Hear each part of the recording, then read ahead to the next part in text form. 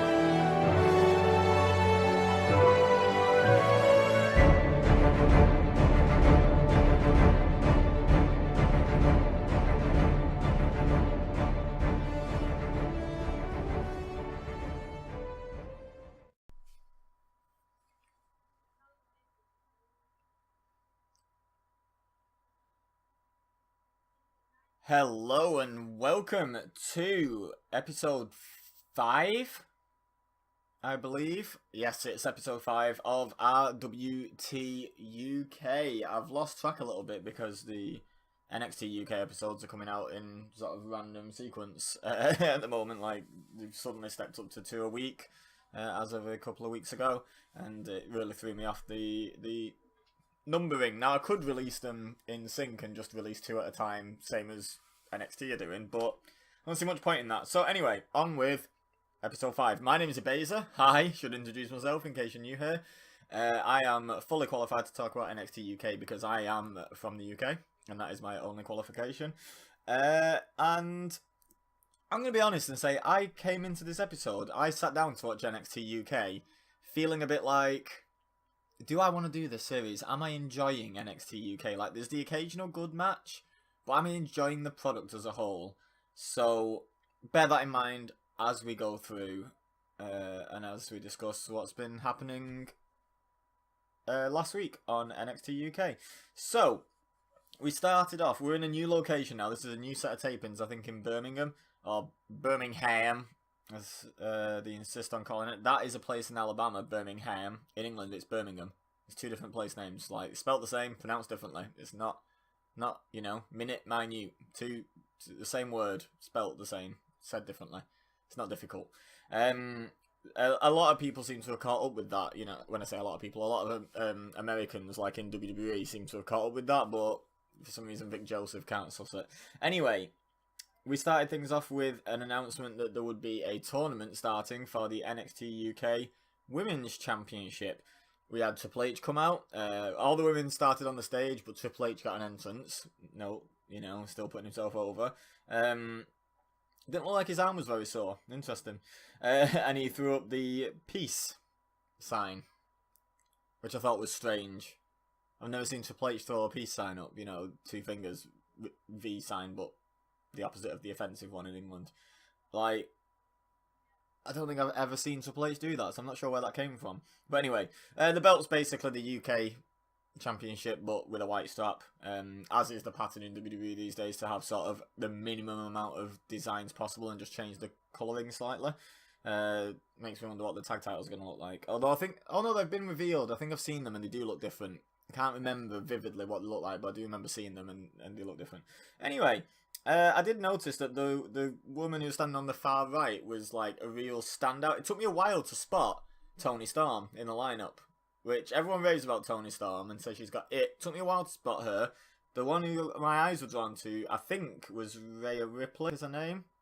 She was the big one on the end. She looked like she was twice the size of all the others. I know she was also a bit further forward, but she looked like twice the size of everyone else in there. I don't know. I don't know if that was just perception, but she just looks like a star to me. Like, if you showed me that lineup and said you're not allowed to watch any of them wrestle first, because I haven't watched half of them wrestle, only the ones that have been on NXT UK really.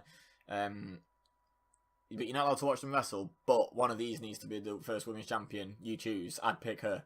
I honestly, sincerely would. So, yeah. Anyway, so that announcement was made, but it was starting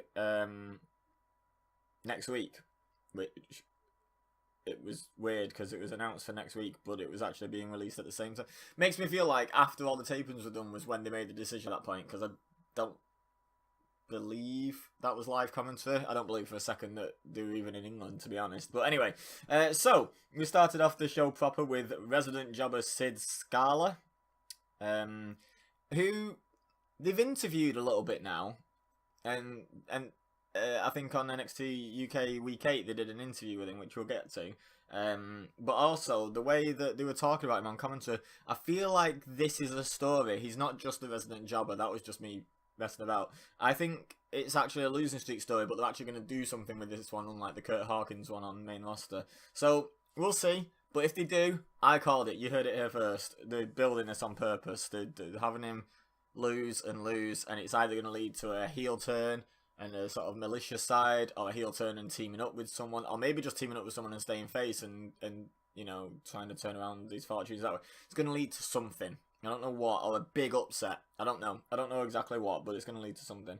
Anyway, he was taking on Squed Balor, which is what I call Jordan Devlin, because he is just dollar store Finn Balor, but with a really square head. So, Squed, for short. He did his little standing rock bottom into moonsault routine, and then the fans chanted, "You still suck at him." I agree. I think I am actually the only one, but I don't get it. I don't see it with Squed Balor for some reason. He did a really nice... I'm all for giving credit where credit's due, and I'm all in favour of having my mind changed if I see something. That slingshot kind of... He sort of did a single roll over the top rope in like a rotation into a cutter, like from the outside in. That was really nice. That was really nicely executed, giving credit where it's due, but... I don't know. I'm not buying into the hype. I've still never seen anything with my own two eyes that's made me think, yeah, that guy's awesome. So I don't know. I don't know what it is. I don't know what the block is on me, but yeah, I just can't get into him. Another thing is his finisher. He's not a huge guy. He's bigger than Sid Scala, but Sid Scala's a small guy. He's not a big guy.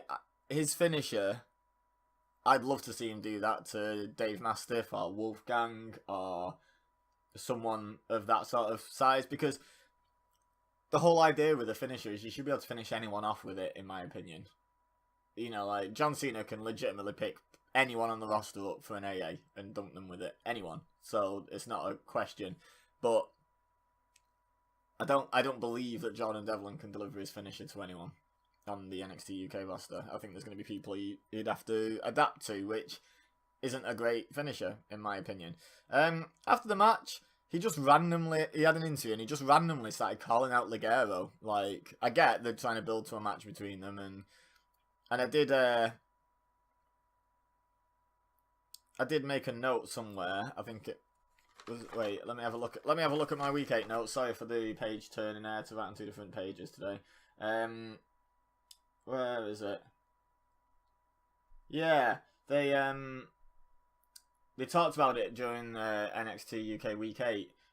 Just, you know, pitched it. I think it's going to be on episode 9, I believe. So I wrote down, if I'm going to, quote, get Devlin, if I'm going to understand what the appeal is, it could well be that match, because I do like Ligero, and I do feel like they could potentially gel well and produce a good match, and maybe next time I speak to you guys, I'll be a Jordan Devlin fan. Who knows? Weird things have happened. I'm more of a fan now than I was at the start, but that's not a lot. The funny bit about him pretending to be a luchador, he's from Leeds. That did tickle me. It tickled the fans in attendance as well. Yeah, a little more impressive. I'm still far from being a fan, but whatever. Anyway, moving on. So, what was his name? Saxon Huxley. His tag team with Sam Gradwell lasted a long time, didn't it? They teamed up, they lost, and then it just wasn't mentioned. He had a new tag team partner. He was partnered up with, who was it? It was Joseph Connors. Yes, of course it was. I remember him from the UK Championship Tournament. Quite liked him. They're a team, at least for this episode. I don't know if it'll be a permanent thing. And so are Kenny Williams and the Luckian, Kenny Williams, sorry, and the Bangarah Bad Boy, Amir Jordan. 2 gimmicks that I ripped on rolled into one tag team. Not a fan. Not a fan. Oh, and Nigel McGuinness called Amir Jordan enigmatic. What's enigmatic about him? He walks out smiling and dancing. That's not what enigmatic means. That's transparently babyface, is what that is. There's nothing enigmatic about him. I noticed Saxon Huxley's Twitter handle on the entrance, you know, when the card comes up at the bottom during their entrance, was at MuscleCatJesus, which really tickled me as well. Big fan of that. That's a great Twitter handle. So, I don't know,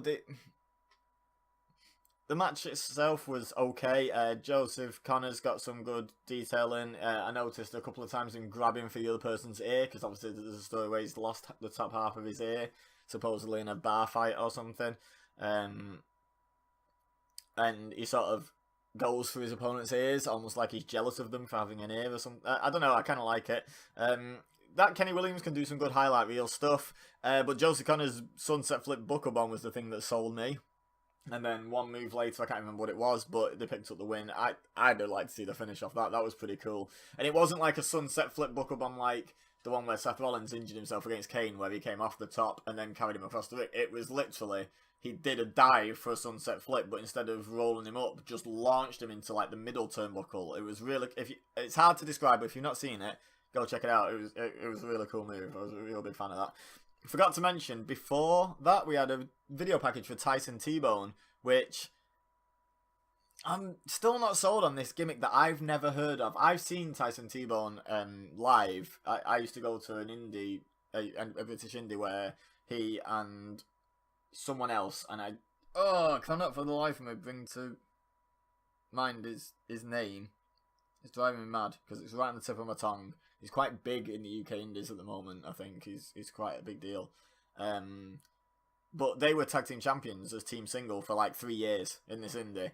And I really liked Team Single. I thought it was a good little gimmick. And I liked the presentation and what have you. And they could have signed the other guy, but they just don't seem interested. And I can't for the life remember what his name. Rampage Brown. That's it. It's just come to me. Rampage Brown, I think, is his name. And they were a tag team. And like I say, they were tag team champions in PCW for like 3 years. And they looked great as a team. They had great chemistry as a tag team, I thought.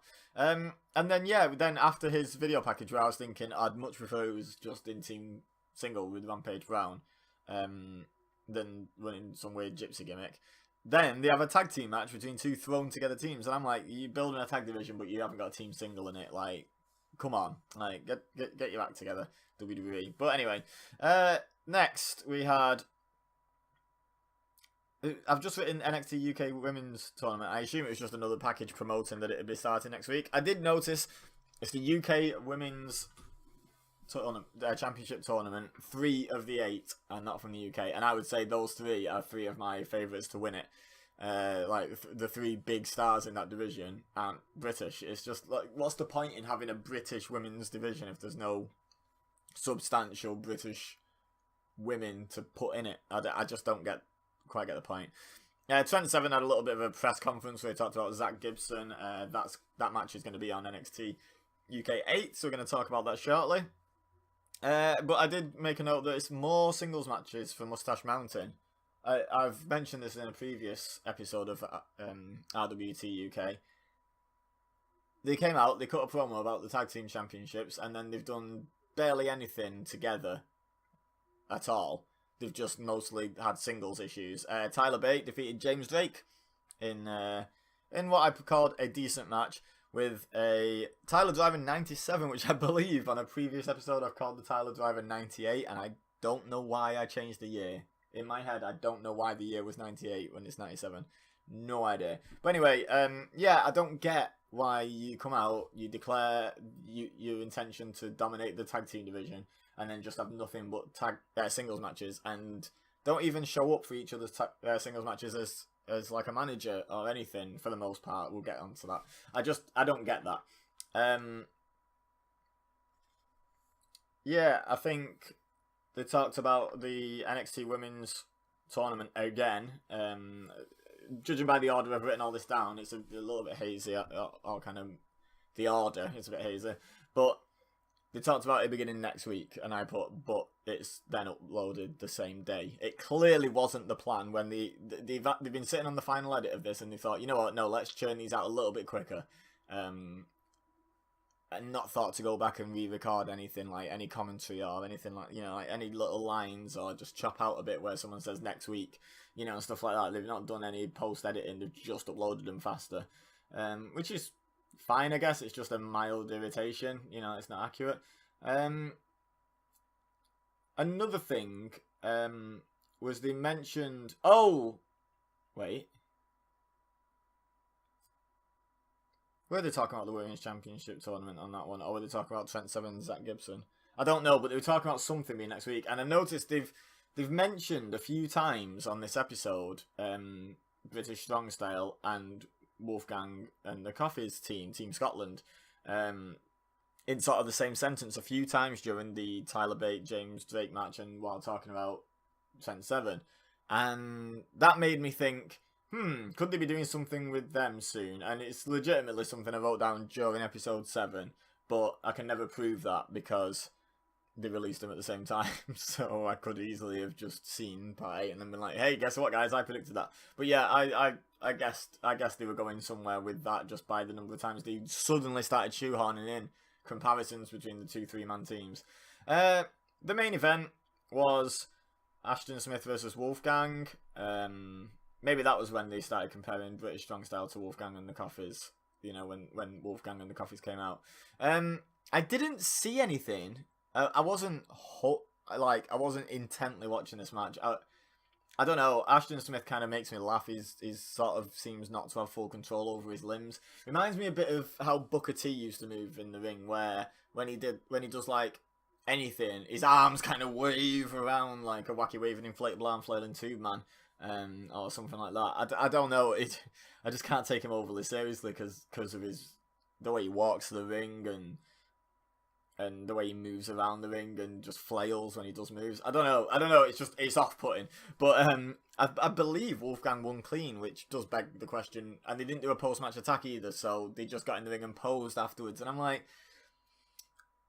I get you can't just always have your heels cheat to win because they don't look very strong, but at the same time, what's heelish about you establishing people at the moment? You're on your 7th ever show. Well, 9th ever, 10th, 11th ever show, because each of the championship tournaments were 2 separate shows on 2 separate days, technically. But you're on your 11th ever show to your current market. You have to assume they don't know anyone. Establish these people as heels. Even if they don't look like they needed to cheat to win. Just have them do it anyway. You know, like, to me, I mean, granted, they are over as heels with the live audience, so it translates on TV. I get that, but you need to establish that, and I just didn't understand the point of having them out there for a clean win. Anyway, that was basically the end of episode 7. Episode 8 is the one I was really looking forward to talking about, so apologies for the review of episode 7 being pretty short, but let's get a couple of adverts in, messages from our sponsors. And then, assuming Amir actually edits those in and I don't look daft, I will see you after this short break. What's going on, RWT family? This is your boy Moses Marquez, the voice of the Major League Show, and I'm coming at you to tell you if you enjoy the way I go in-depth into all things New Japan Pro Wrestling on the Major League Show, then you will love the way I go into all things pro wrestling on Smart Mark Radio. We talk WWE, Impact, Lucha, Indies, and everything in between. So again, if you want to listen to a little Smart Mark Radio and you consider yourself a Smart Mark, check out smartmarkradio.podbean.com. Again, smartmarkradio.podbean.com. You can also check us out on SoundCloud under the artist name Moses Marquez. Thanks, guys, and we hope to catch you on later this week. Okay, so NXT UK episode 8. We started things off with Dakota Kai versus Nina Samuels. Early on in the match, Nina Samuels had Dakota Kai in some sort of rest hold, and she shouted, "This is my women's championship," really unconvincingly, I must say. And just some guy in the crowd just shouted back, "No, it's not," and that just tickled me, because I think everyone in the building knew, and everyone watching at home probably knew Dakota Kai was going to win this match. Nina Samuels has kind of been positioned as kind of like the heel female Sid Scala, not Sam, in that she's kind of the regular, recognisable jobber in each match. She gets obviously more offense in because she's not fighting massively uphill like Sid Scala is, but I think her results are always pretty predictable at the moment. It's just like, yeah, she's going to lose to someone they're trying to get over. That's her job at the moment. Mark Andrews had an interview next where he said he thinks he's the most exciting guy on the roster. Not when you've got a microphone in your face, you're not. Boring promo. Flash Morgan Webster came on and suggested they form a tag team. So obviously they're trying to build this division. That'll be the next title established after the women's one, I assume. Flash Morgan Webster did say something that human be where he said the way we dealt with the Coffees was pretty darn impressive. And it's like, you just lost to them. Like, you lost the 6-man tag. Like, fairly clean. Like, by all accounts. Like, there's nothing outside the rules of a 6-man tag that happened in that. So, yeah, what was impressive about that? You lost. And then you didn't help. You didn't show any unity with your tag team partner from that 6-man tag, Ashton Smith, and let him be out there outnumbered by them last week. Quote, last episode. I don't know what's impressive about it, but whatever. So it looks like we've got a tag team, which I'm okay with. I'm okay with them being stuck in the tag division. I don't get when people say, oh, I want Mark Andrews to be the UK champion. It needs to show me a lot more. It needs to be more interesting to carry that. Like, very one-dimensional, you know, and he's good at what he does, but he's very one-dimensional. Anyway, then we had a promo with Ashton Smith, who apparently still isn't talking to those guys after they left him on his own in the last episode, because he was nowhere to be seen on their thing, which was immediately before their interview. Talking about his loss to Wolfgang. I think they even referenced it as last week, which, again, it wasn't. It was the same day. But he ends up, he waffles on a bit about how you have to have a look at yourself and, you know, blah, blah, blah, you know, build yourself back up. And then Eddie Dennis interrupts and just suggests, oh, you know, he says, I haven't had a rough start, and suggests that Ashton Smith watches his match. So we're going to get a match between those two at some point down the line. You know, they're just a bit slow building it. It's not the most interesting feud in human history, obviously. But, yeah, Eddie Dennis will have a match next week, and then they'll have some more interaction probably on episode 10 and probably end up having a match on episode 11 eventually or something like that. I don't know. Might be on episode 10 they have their match. Who knows? Anyway, we cut back to the ring and there's some guy crawling around, like monkey walking around in what looks like his boxers. He's just got like plain white shorts on. Look like boxer shorts. Talk about a jobber entrance. Apparently his name was Jake Constantino, because he got like a little card that flashed up, and then he got the jobber entrance to job to Tyson T-Bone, which I'm okay with seeing Tyson T-Bone, and you know, I'm not massive on the gimmick and the lack of Rampage Brown, like I said when I was talking about episode 7, but yeah, I'm okay with T-Bone being there. I liked him. I liked him in PCW. Speaking of PCW, I'm pretty sure the referee for this match and the next match, because they basically carried over, was the regular referee from PCW. If anyone out is listening and has ever been to PCW, can you confirm or deny for me in the comments? Was that their regular ref? I can't remember his name, but I recognised him, and I think it was from there. So yeah, let me know. Anyway, obviously, T-Bone picks up the pretty convincing win over Boxer Shorts Man. And then did a quick promo where he said, is that it? That's the best you got? This is a joke or something like that. And he had a really weird accent that didn't sound like he was from where he was introduced from. It was somewhere in England he was introduced from, and his accent sounded like a weird put-on gypsy, you know, Irish-ish accent. And I thought, is that actually how he talks, or is that to try and suit the gimmick and he's being told to put that on? You know, wouldn't be the first time, would it, Kofi Kingston, Lana, you know, that you were told to put an accent on for no real good reason. Anyway, Mastiff came out as T-Bone was walking away from the ring, still on camera. Mastiff's music hits, and they had a little bit of a stare down, and Mastiff said, watch this, I'll show you, or something like that. And I thought, ooh, are they going to do Mastiff versus T-Bone a little bit down the line? I'm okay with that. I like both from the PCW days when I used to see them. I am A-okay with that match happening. It's sort of, when I said at the start of this video, I was sort of thinking, do I really want to continue this? That, weirdly enough, is the thing that's really caught my interest right now. And I'm like, yeah, I'm definitely going to stick with it for a bit, because I want to see what they do with this story. That's what's caught my attention somehow. Anyway, so I think Mastiff was basically confirmed as a face in this interaction and his subsequent rest of his entrance. I don't know, he seemed to be. He's up against some guy called Dan Maloney. This was always going to go well for Dan, wasn't it?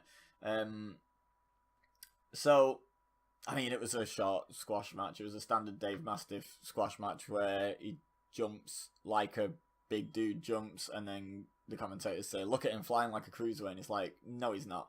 He's just jumping like maybe higher than you might expect for someone of his size, but still, it's not cruiserweight stuff. It's grossly exaggerated how athletic he is. It is still impressive to watch, though. It's still fun to watch. And if they are leading to Mastiff T-Bone, this was a really fun way to start a feud with like dueling squash matches against jobbers, where it's like one-upsmanship. We've seen it where people have been forced to team together before and have kind of played one-upsmanship. But I like the idea of hopefully they keep having like back-to-back matches and keep trying to outdo each other. I quite like that idea until they eventually collide properly. Yeah, here's the interview I talked about with Sid Scala was up next, where he described what his start as a tough start, which, yeah, understatement. And then he said he's going to have to go and speak to Johnny Saint about getting some sort of opportunity to prove himself. So, who knows where they're going with this, but I do feel like now he's had interview time. Like I said when I was talking about episode 7, I do feel like it's definitely going somewhere. This losing streak, it's not just that he's a jobber to the stars, it's going to end up somewhere. It's going to do something with it eventually. I did notice, and I've noticed this before, but I thought I haven't mentioned this yet. I like that they're allowing the UK crowd to do the one fall shtick when they talk over the American crowds now and they have the ring announcer try and block it out by just keep talking. And the reason I like that is because it originated in the UK. That is a UK thing, the one fall thing. And it's like, it feels organic, them doing it in the UK. It feels sort of stolen, and I do feel like wrestling crowds, especially, and this is no disrespect, but when it's an American crowd that borrows something from somewhere and don't fully get it kind of thing. Like, you can't do the one fall thing wrong. I'm not saying they're doing it wrong. You say one fall after the announcer says one fall, but it's not suited to big events. It's an indie crowd thing, I think, is what I'm trying to get at. And the NXT UK events are in front of an indie crowd. Like, it's a fairly small crowd.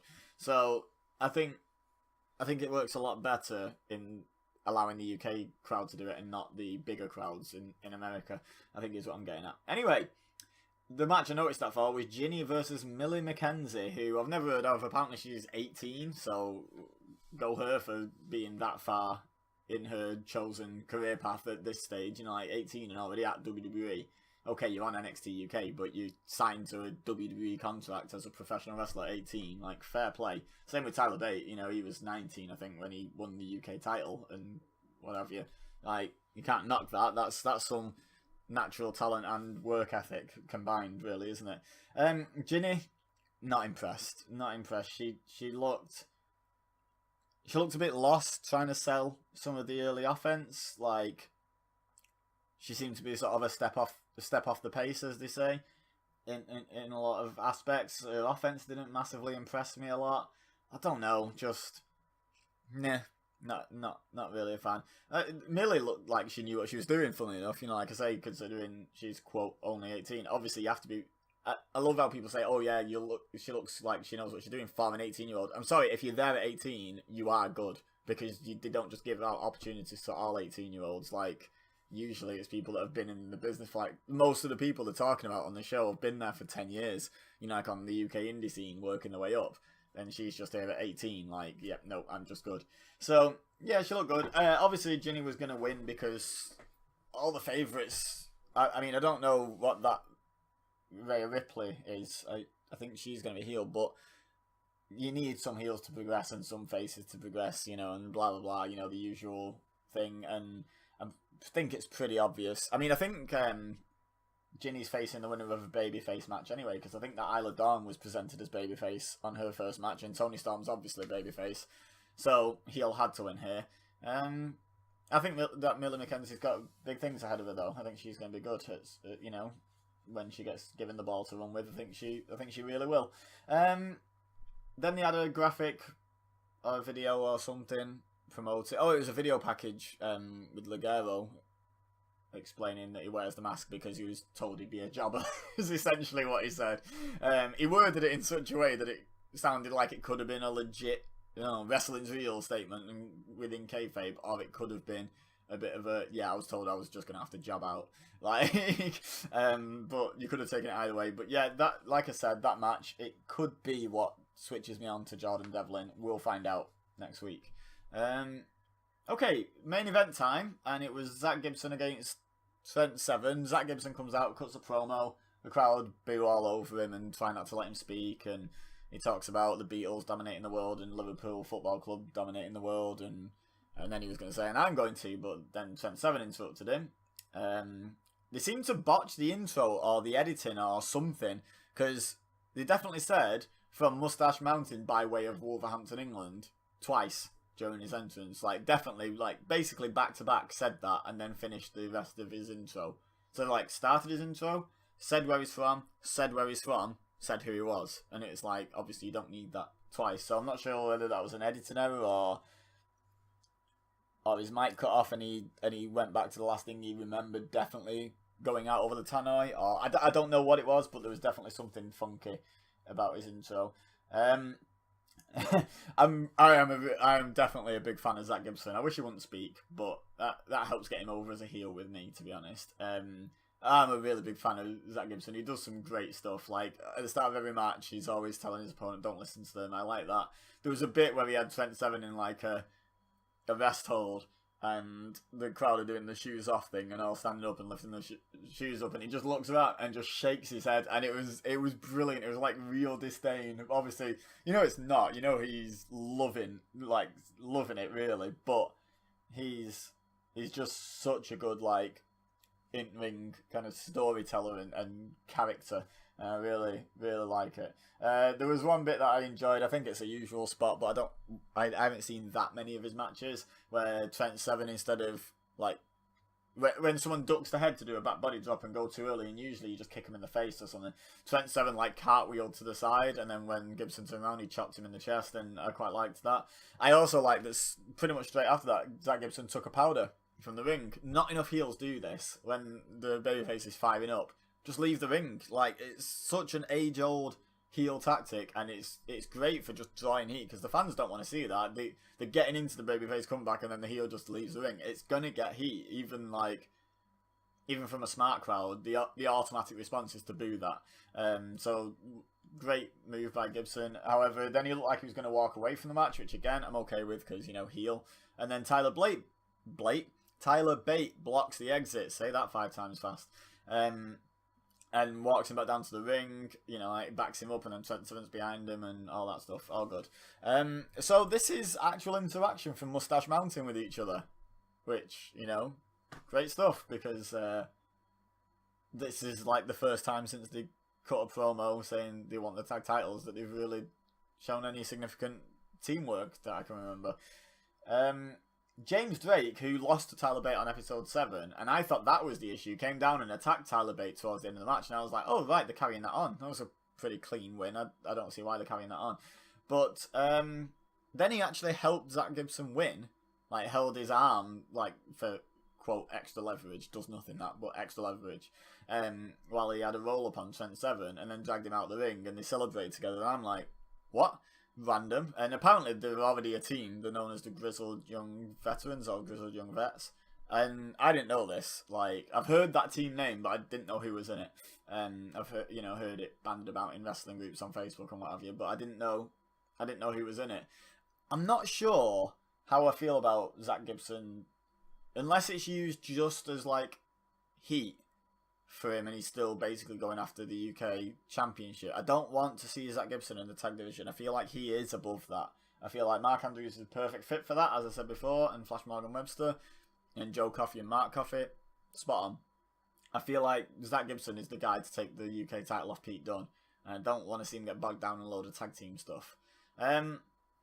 So just when you think, oh well, you know, they've had a singles match each, you know, Drake against Bate and Gibson against Seven, and each team's got a win, so obviously they're building towards a tag match between the two teams, and then bam, out of nowhere, Wolfgang and Mark and Joe Coffey attacked Moustache Mountain in the ring and beat them down, and I just wrote down, called it, because, like, literally, like, when I'd watched the previous episode just before, I was like, yeah, they're going somewhere with the comparisons, and then on this episode. There it is already. So, yeah, there was no Pete Dunne. No Pete Dunne. So I wonder if they're going to play the outnumbered thing, for heat on the coffees and Wolfgang and sympathy on Mustache Mountain for a little while. And then Pete Dunne's going to make the big babyface save at some point, and then they'll have a 6-man tag. Something like that. But between the main event and what happened after the main event, the post-match attack, and the potential for a Dave Mastiff and Tyler T-Bone feud / match / whatever, I'm definitely sticking with this for now. I enjoyed episode 8 the most out of all of the episodes, I reckon. That's not to say that there's been some awesome matches and stuff. I'm not necessarily saying it had the best match or anything, but just as an overall show, I enjoyed episode 8 the most out of the 8 episodes so far. So definitely going to stick with it. Definitely looking forward to the next episode, enjoying what I enjoyed watching episode 8, which I don't think I got that feeling that I was going into episodes 7 and 8 before I'd watched either of them. I was a bit hesitant, to be honest, to watch it. So I'm glad I did now. So leave a like if you enjoyed. Don't forget to subscribe. Helps me out. Also helps everyone else who contributes to this podcast network. Helps them out. If you subscribe, you can listen to all their great shows about different elements of WWE and wrestling in general. And share with your friends if you think they would enjoy. Drop a comment. Let me know what you thought of these 2 episodes, so I can see what you thought. But for now. Oh, and no, not but for now. Check me out on YouTube. Both my channels are linked in the description below. And also check out the Facebook group for Raw Wrestling Talk and join in the conversation. But for now, it's outro time now, guys. All I have left to say is thank you very much for listening. As always, I've been Ebeza, you've been amazing, and I will see you next week.